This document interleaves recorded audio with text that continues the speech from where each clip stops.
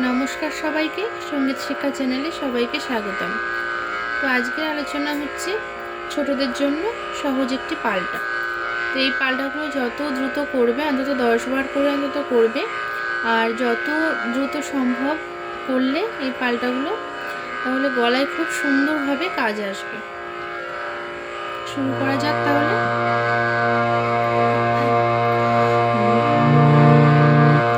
সা সা রে গা রে রে গা মা গা গা মা পা মা পা ধা নি ধা নি সা সা নি ধা পা ধা পা মা গা